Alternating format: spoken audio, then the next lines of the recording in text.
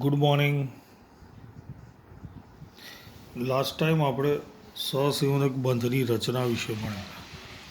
તો એમાં જેટલા પણ બંધ વિશે ભણ્યા હતા એ બધા એક જ પરમાણુથી જોડાયેલા હતા. જેમ કે O2 તો બંનેમાં ઓક્સિજન સરખા પરમાણુ હતા. H2 બંનેમાં હાઇડ્રોજન સરખા પરમાણુ હતા. હવે આજે નવું ભણીશું.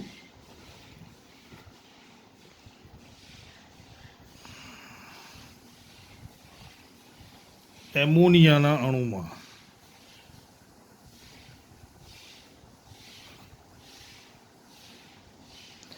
એમોનિયાનું અણુસૂત્ર થાય NH3.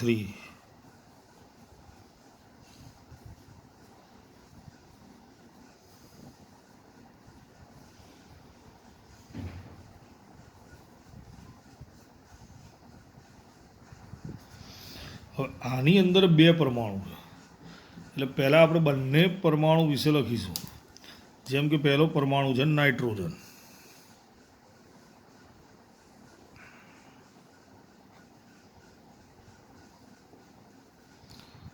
નાઇટ્રોજનનો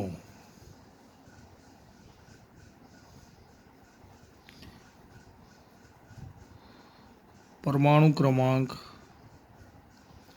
7 છે. તેની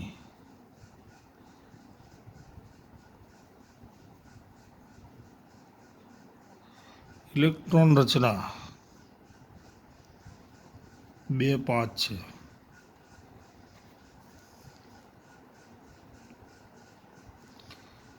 તેની બાહ્યતમ કક્ષામાં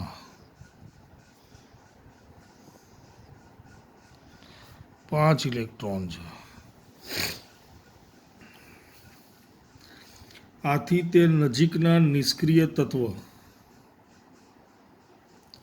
નિયોન જેવી રચના પ્રાપ્ત કરવા માટે 3 ઇલેક્ટ્રોનની જરૂર પડે છે.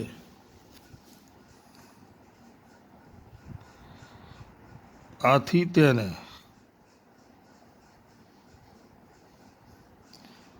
નજીકના નિષ્ક્રિય તત્વ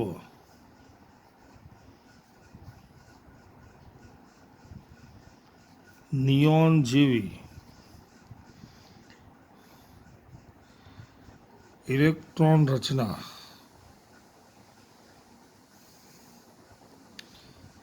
પ્રાપ્ત કરવા માટે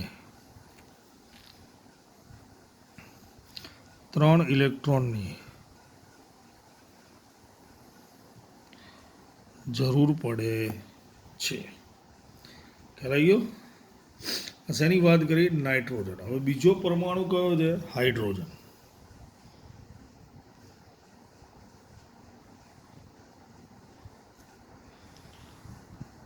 હાઇડ્રોજનનો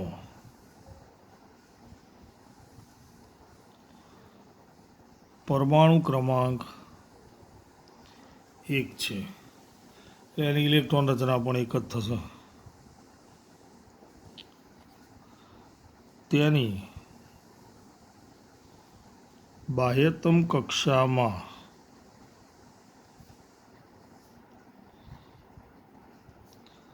1 ઇલેક્ટ્રોન છે.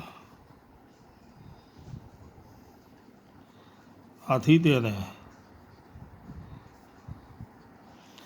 નજીકના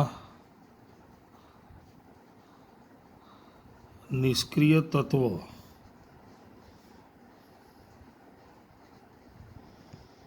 હિલિયમ જેવી ઇલેક્ટ્રોન રચના પ્રાપ્ત કરવા 1 ઇલેક્ટ્રોનની જરૂર પડે છે. નાઇટ્રોજનને કેટલા ઇલેક્ટ્રોન જોઈએ? 3. હાઇડ્રોજનને કેટલા જોઈએ? 1. તો હવે નાઇટ્રોજનને કેટલા જોઈએ? 3. હાઇડ્રોજનને 1. તો એક નાઇટ્રોજન પરમાણુ સાથે 3 હાઇડ્રોજનના પરમાણુ એક ઇલેક્ટ્રોનની ભાગીદારી કરી 3 સહસંયોજક બંધ બનાવે છે. સમજ પડી? ફરીથી, નાઇટ્રોજનના એક પરમાણુ સાથે હાઇડ્રોજનના 3 પરમાણુ. આથી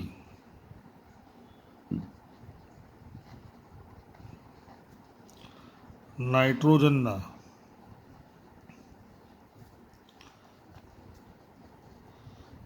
એક પરમાણુ સાથે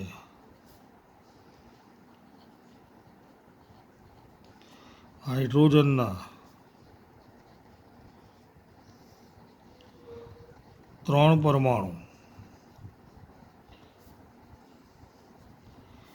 એક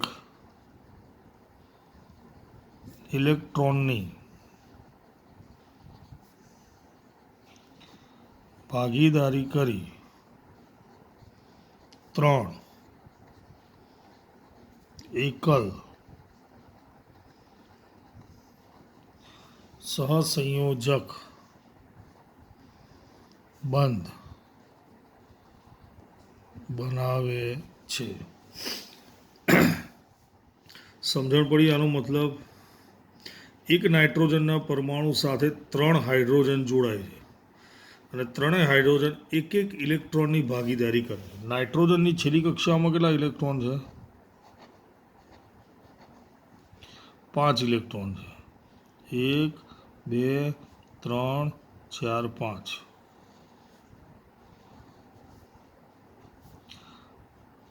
હાઇડ્રોજનની છેલ્લી કક્ષામાં કેટલા ઇલેક્ટ્રોન છે? 1 જ. આવા આપણે કેટલા હાઇડ્રોજન લીધા? 3.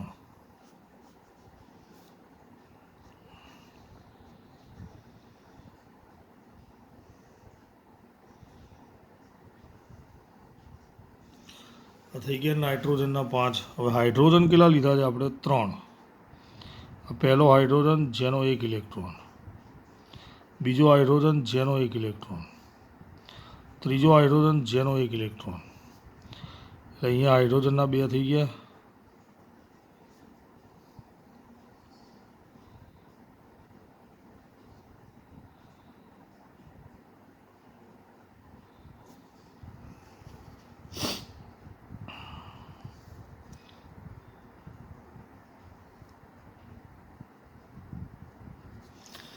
નાઇટ્રોજનના 8 થઈ ગયા. સમજ પડી? 3 બંધ બન્યા. આને ત્રિબંધ નહીં કહેવાય. આને ત્રિબંધ કહેવાય નહીં. ત્રિબંધ બને ત્યાં 6 ઇલેક્ટ્રોન હોય. અહીંયા એકલ બંધ બને છે એટલે 2 ઇલેક્ટ્રોન છે દરેક બંધની અંદર. સમજ પડી? પણ એકલ બંધ કેટલા બને છે? તો કે 3 બને છે. ખ્યાલ આવ્યો દરેક જણને? ચલો હવે આવી રીતે જોઈએ આપણે પાણીમાં.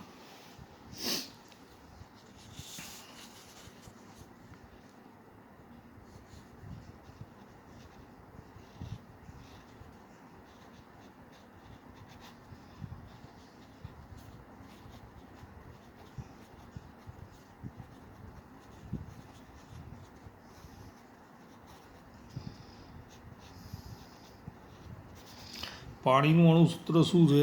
H2O. 2 પરમાણુ છે, હાઇડ્રોજન અને ઓક્સિજન.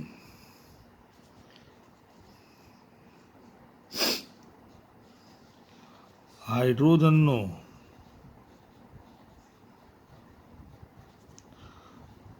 પરમાણુ ક્રમાંક 1 છે. તેની ઇલેક્ટ્રોન રચના 1 છે. તેની બાહ્ય કક્ષામાં 1 ઇલેક્ટ્રોન છે. નજીકના નિષ્ક્રિય તત્વ હિલિયમ જેવી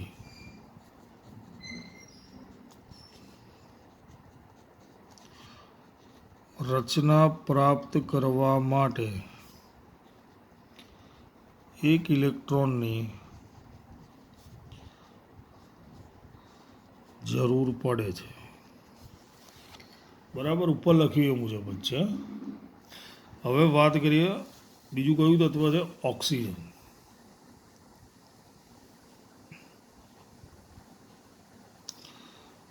ઓક્સિજનનો પરમાણુ ક્રમાંક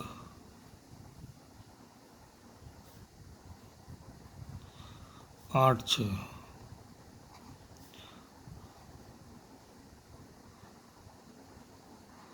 તેની ઇલેક્ટ્રોન રચના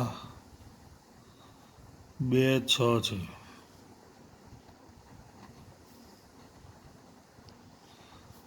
તેની બાહ્ય કક્ષામાં 6 ઇલેક્ટ્રોન છે. નજીકના નિષ્ક્રિય તત્વ નિયોન જેવી 6 જે 2 ઉમેરાય એટલે 2 8 થઈ જાય, એટલે 10 નંબર થયો નિયોન. નિયોન જેવી રચના પ્રાપ્ત કરવા માટે 2 ઇલેક્ટ્રોનની જરૂર પડે છે. ખ્યાલ આવી ગયો? હાઇડ્રોજનને 1 જોઈએ, ઓક્સિજનને 2 જોઈએ, તો શું થશે? ઓક્સિજનના 1 પરમાણુ સાથે હાઇડ્રોજનના 2 પરમાણુ 1 ઇલેક્ટ્રોનની ભાગીદારી કરી 2 સહસંયોજક બંધ બનાવે છે. દ્વિ નહીં, દ્વિમાં 4 ઇલેક્ટ્રોન હોય, 2 2 ની ભાગીદારી થાય. અહીંયા 1 1 ની ભાગીદારી થાય એવા 2 બને છે. ખ્યાલ આવ્યો?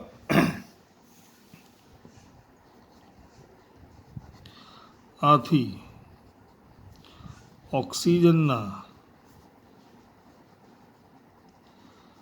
1 પરમાણુ સાથે હાઇડ્રોજનના 2 પરમાણુ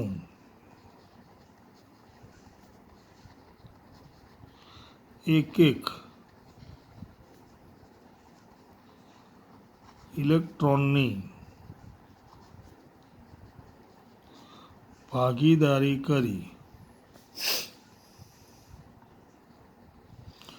2 એકલ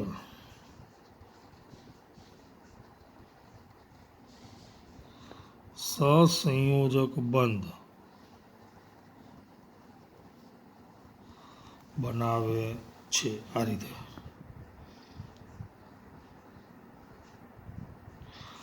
ઓક્સિજનની છેલ્લી કક્ષામાં કેટલા ઇલેક્ટ્રોન છે? 6.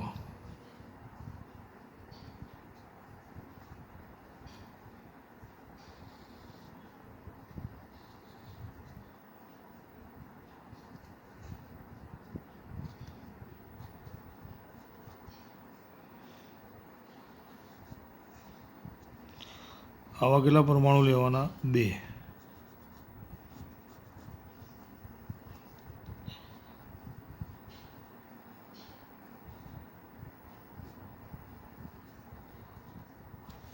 છ થઈ ગયા ઓક્સિજનના. હાઇડ્રોજનના પરમાણુનો 1, આનો 1. આ રાઉન્ડ કરીએ એટલે 8 પૂરા થઈ જાય ઓક્સિજનના.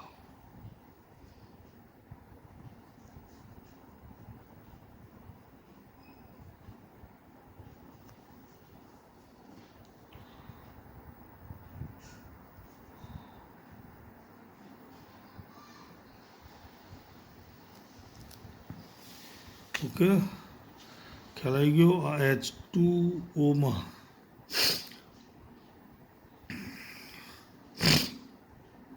તમારે 1 ટ્રાય કરવાનું છે.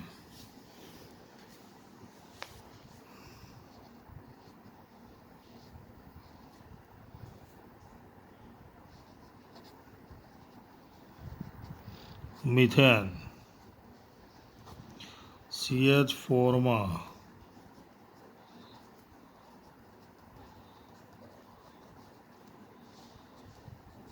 સહસંયોજક બંધ. આઈ થિંક આવડશે. મિથેનમાં કાર્બન છે. કાર્બનનો પરમાણુ ક્રમાંક 6, ઇલેક્ટ્રોન રચના 2 4, બાહ્યતમ કક્ષામાં 4 ઇલેક્ટ્રોન. નજીકના નિષ્ક્રિય નિયોન જેવી રચના પ્રાપ્ત કરવા 4 ઇલેક્ટ્રોનની જરૂર પડે. બીજું છે હાઇડ્રોજન. હાઇડ્રોજનમાં અનુવાદ લખીશું, જે અહીંયા લખ્યું એ છે. હવે કાર્બનને 4 જોઈએ, હાઇડ્રોજન 1 આપે, તો કાર્બનના એક પરમાણુ સાથે હાઇડ્રોજનના 4 પરમાણુ 1 ઇલેક્ટ્રોનની ભાગીદારી કરી 4 એકલ સહસંયોજક બંધ બનાવે છે. આવું દોરવાનું જાતે પ્રયત્ન કરવાનો. કાર્બનની છેલ્લી કક્ષામાં 4, 1 2 3 4, ચારે દિશામાં 1 1. અહીંયા 4 કાર્બન, એક હાઇડ્રોજન અહીંયા, એક અહીંયા, એક અહીંયા અને એક અહીંયા, ચારે દિશામાં 1 1 હાઇડ્રોજન ગોઠવાશે અને 1 1 ઇલેક્ટ્રોનની ભાગીદારી કરશે. એટલે કેટલા બંધ બનશે? 4 એકલ સહસંયોજક બંધ. સમજ પડી દરેકને?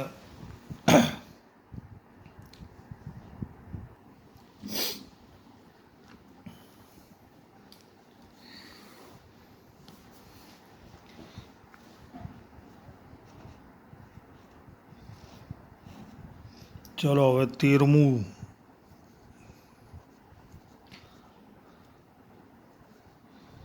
અપર રૂપ અથવા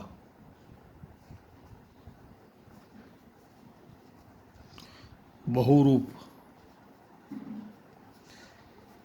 એટલે શું? પહેલા એની વ્યાખ્યા જોઈએ. એક જ તત્વના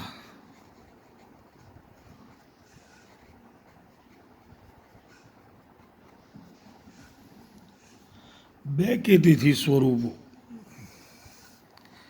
બે કે તેથી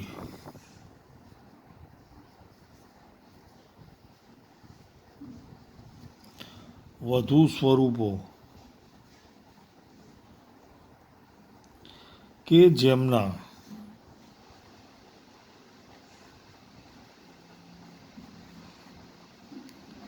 ભૌતિક ગુણધર્મો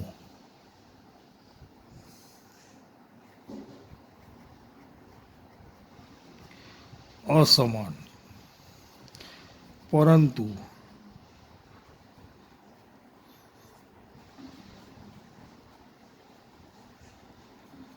રાસાયણિક ગુણધર્મો સમાન હોય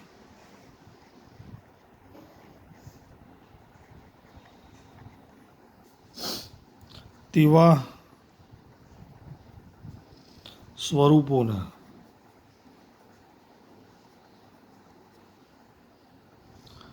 તે તત્વના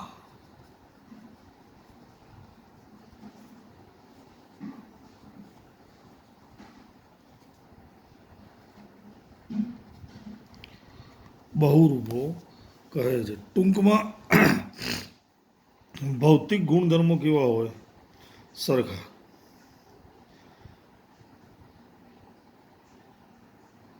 ભૌતિક ગુણધર્મો અલગ અલગ હોય, મતલબ એનો દેખાવ અલગ અલગ હોય, પણ એના રાસાયણિક ગુણધર્મો કેવા હોય? સરખા. એની રાસાયણિક પ્રક્રિયા કરીએ કોઈ તત્વો સાથે તો એ બધા જ સરખી કરશે. જેમ કે હીરો, ગ્રેફાઇટ.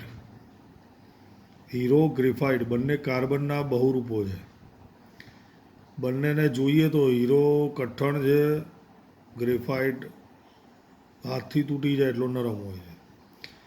પણ બંનેની રાસાયણિક પ્રક્રિયા કરીએ તો સરખી થશે. એટલે એને શું કહીશું આપણે? એકબીજાના બહુરૂપો.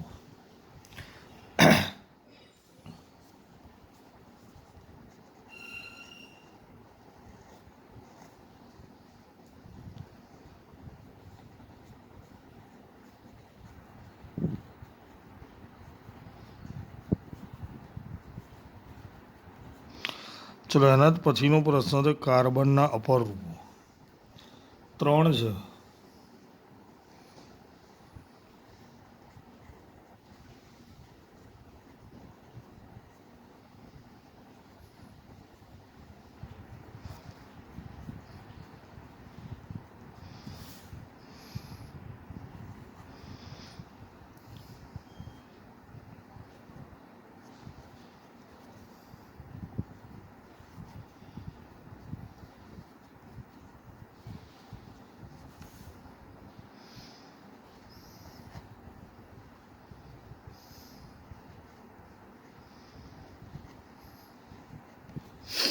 હીરો, ગ્રેફાઇટ અને ત્રીજું છે ફુલેરિન.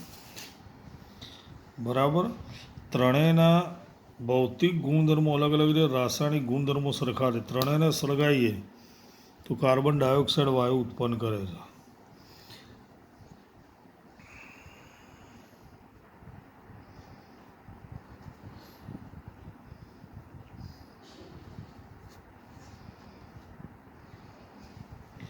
સૌથી પહેલાં આપણે જોઈએ હીરો. હીરામાં કાર્બનનો પ્રત્યેક પરમાણુ 4 પરમાણુ સાથે બંધ બનાવીને આ એની રચના છે. તેમાં પ્રત્યેક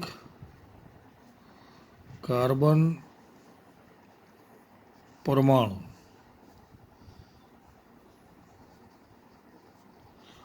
અન્ય 4 કાર્બન પરમાણુ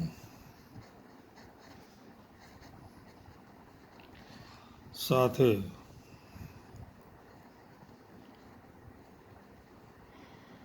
બંધ બનાવીને સખત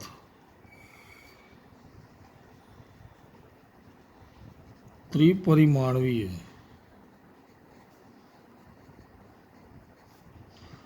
ચતુષ્ફલકીય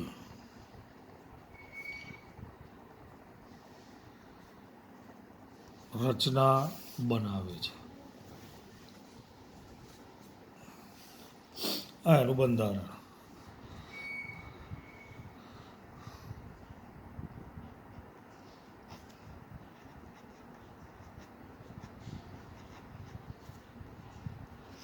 બીજું છે ગ્રેફાઇટ.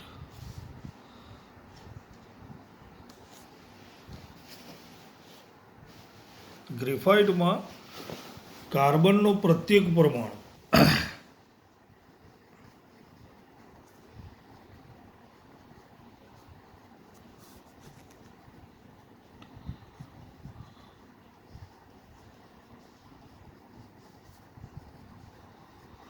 અન્ય 3 કાર્બન પરમાણુ સાથે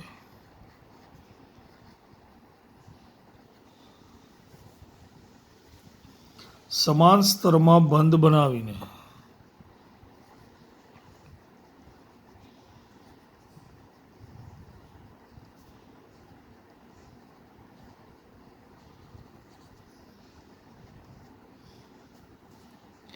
ષષ્ઠકોણીય માળખું બનાવે છે.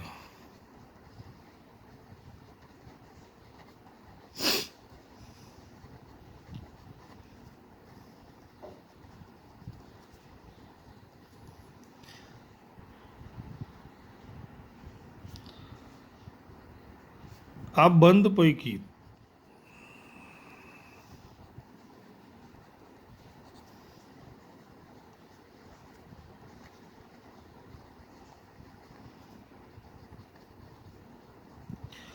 એક કાર્બન 3 કાર્બન સાથે જોડાય છે. હવે 3 કાર્બન સાથે જે અલગ અલગ 3 બંધ બનાવે એમાંથી એક બંધ દ્વિબંધ હોય છે, બાકીના 2 એકલ બંધ હોય છે. ખ્યાલ આવી ગયો. ત્રીજું અને છેલ્લું છે ફુલેરિન.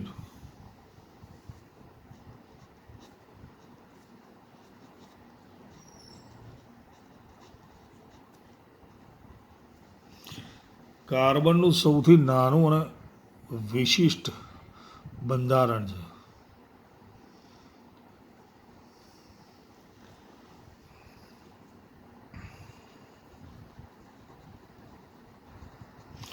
સૌ પ્રથમ ઓળખાયેલ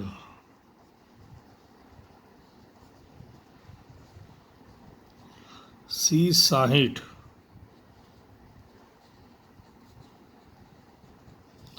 ફૂટબોલના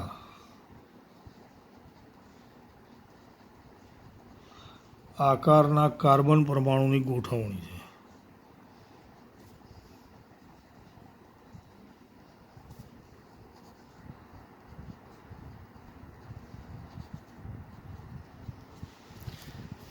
એને નામ આપ્યું છે C60. એનો મતલબ કાર્બનના 60 પરમાણુઓ એકબીજા સાથે જોડાઈને ફૂટબોલના દડા જેવો આકાર. ફૂટબોલનો દડો કદાચ તમે જોયો હશે. અત્યારે હાલ જે નવા આવે છે ને જૂના જે આવતા હતા એ, જેમાં પંચકોણ અને ષષ્ઠકોણ આવા બે આકારો હોય છે. કયા કયા આકાર હોય? પંચકોણ અને ષષ્ઠકોણ. આવા બે પ્રકારના આકારો હોય છે. અને આકારો એકબીજા સાથે જોડાઈને ગોળાકાર રચના બનાવે. હેલો, ફૂલેરી. ચલો હવે પાઠ્યપુસ્તકની અંદર પેજ નંબર 61 પર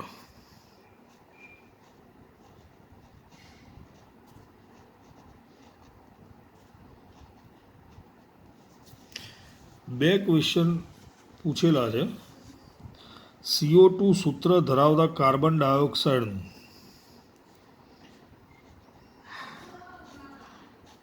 ટૂંકમાં CO2 નું ઇલેક્ટ્રોન બિંદુ નિરૂપણ.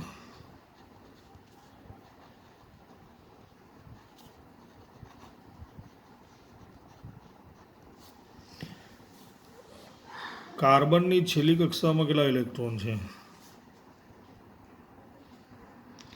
4 ઇલેક્ટ્રોન. રાઈટ. ઓક્સિજનની છેલ્લી કક્ષામાં કેટલા ઇલેક્ટ્રોન છે? 6.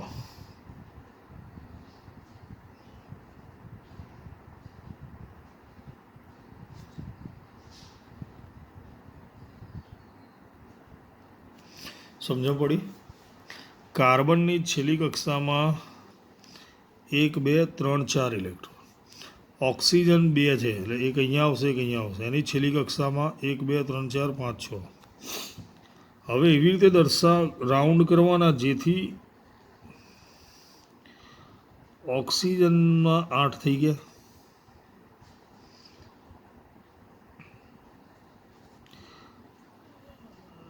અહીંયા પણ 8 થઈ ગયા,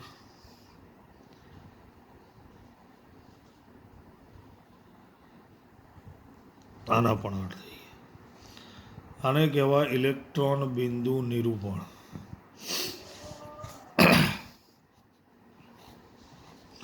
બીજું પૂછ્યું છે સલ્ફરના 8 પરમાણુ.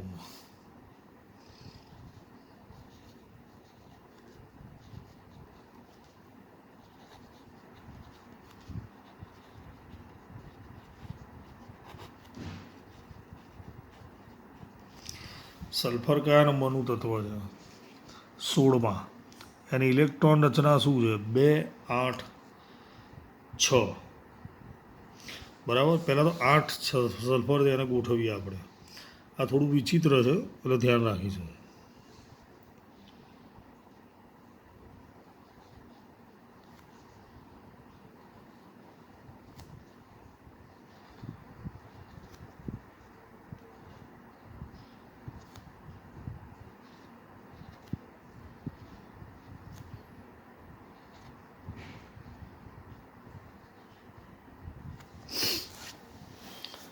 ઓહો, બહુ દૂર થઈ ગયા. વાંધો નહીં. ચલો હવે સલ્ફરની ઇલેક્ટ્રોન રચના કઈ કીધી? 2 8 6. છેલ્લી કક્ષામાં 6 ઇલેક્ટ્રોન છે.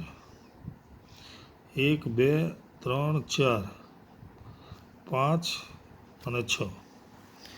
2 આજુબાજુમાં દર્શાવવાના, એક ઉપર એક નીચે.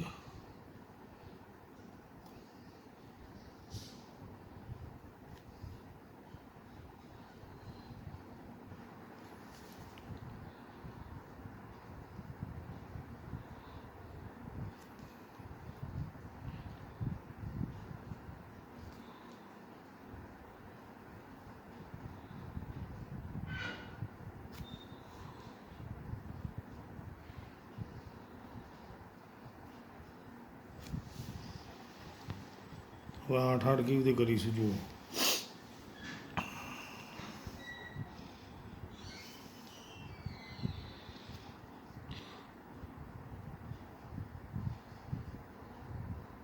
એક બે ત્રણ ચાર પાંચ છ સાત આઠ સરખો રાઉન્ડ થશે નહીં. એટલે વ્યવસ્થિત દોર્યું હોત તો થાત.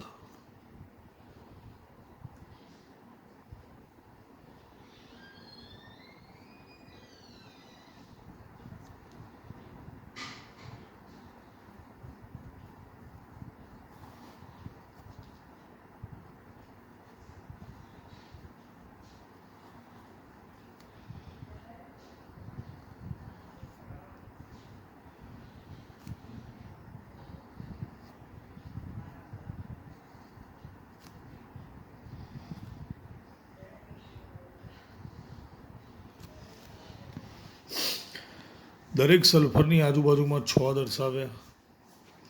એક એની આગળના સલ્ફરનો એક ઇલેક્ટ્રોન લેશે, એના પછીના સલ્ફરનો એક ઇલેક્ટ્રોન લેશે. એટલે એક અહીંયા 8 થઈ ગયા. 6 તો હતા જ એની પાસે ઓલરેડી. એક અહીંથી લીધો, એક અહીંથી લીધો. દરેકમાં એવું થશે. આ એની પહેલાંનો, એના પછીનો. આ પણ એની પહેલાંનો એક ઇલેક્ટ્રોન, એના પછીનો એક ઇલેક્ટ્રોન.